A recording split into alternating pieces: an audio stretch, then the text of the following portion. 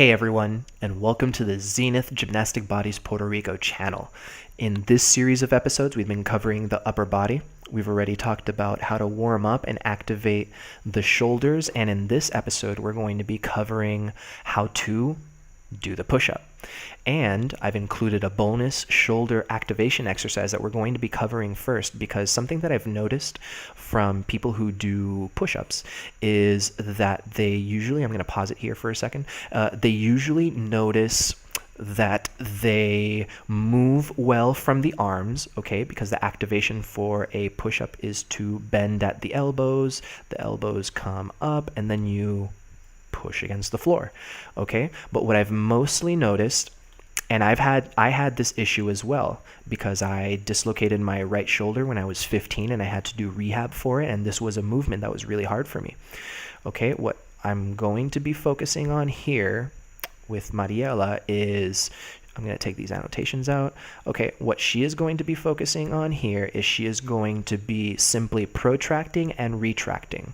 Okay, this is essentially the same exact movement we're going to be doing in a push-up. However, her arms are going to be remain completely straight, because we want to focus on this upper body aspect, on this upper back and upper arm aspect, instead of focusing so much on the triceps or on the biceps or the forearms. Okay, we really want to be mobilizing the shoulder and developing this muscle down here in the rib area called the serratus, which is what's responsible for moving the shoulder forward along with the pecs. Okay, so if you want to develop your push-up with strength, and you don't want your shoulder to be the limiting factor, and you don't want to be hanging off your tissues, as you can notice, maybe you've seen someone do a push-up and they look like this and they're in retraction. Okay, what's essentially going on is that the humerus is pushing up, the body is going down, and that means that the tissues that are in the front of the chest are being compressed, and your entire body is essentially hanging off the tissues of your upper back.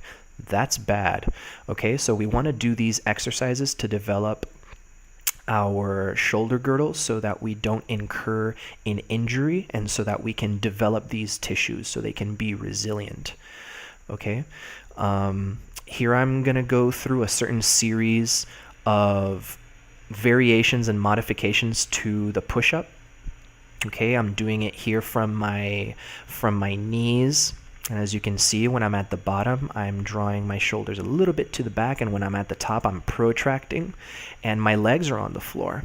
Here, I'm bringing my legs up off the floor, and this puts stress on the knees, so it's totally fine to leave it on the floor, okay, just so we don't transfer a lot of weight through the knees. One thing that I really do want to drive home is that when we do the push-up, notice how my elbows are by my side. Look at what I'm going to do here. My elbows are circling out. They're flaring out to the side. This is something that I want to avoid. Okay, if I were to do this variation of push-up properly, what I would want to do is that I would first imagine if I was holding a broom on my back. I would want my elbows and my shoulders to be one straight line. Okay, and then not only that, I would also want, at the point where my elbows are at, I would want my forearms underneath them. Okay, so in this position, I'm essentially doing a bastardized version of the classical push-up. Okay, we'll call it the classical push-up. And then this 90-90 variation, this version of doing the push-up with your elbows bent at 90 degrees when we're at the bottom, and then when we extend up, we're essentially drawing like a letter A with our arms and our upper chest, which is called the Bulgarian push-up. Okay, this variation that I'm doing right here is kind of like the bastard version of the two of them. So what I'm doing here is, by having this angle at the shoulder, what I'm doing is I am winding up all the tissues here in my in my pecs and in the front of my body, and I'm essentially making my humerus compress a bunch of tissues here, and I'm grinding tissues together. So if you get any discomfort in your shoulders from doing push-ups, it may be from that. Okay, so we want to focus on certain activation cues for certain exercises because we want to get the most out of the exercises and we want to get the most out of training. Personally, I don't like training all the time. I don't like training for its own sake. I like training because I want to go out and have fun. I want to do training because I want to go out to the beach. If you or do martial arts, if you want to do training because that's your thing, that's totally respectable. However, if you do 5 repetitions of an exercise or 15 repetitions of an exercise and you get way more out of doing 5 and 15 repetitions than 100 or 75 repetitions, I think you and I would much rather do 5 to 15 repetitions, right? Unless you're a world record, you're an aspiring world record breaker and you want to go for like the most amount of push-ups, ever on the planet, then, go right ahead.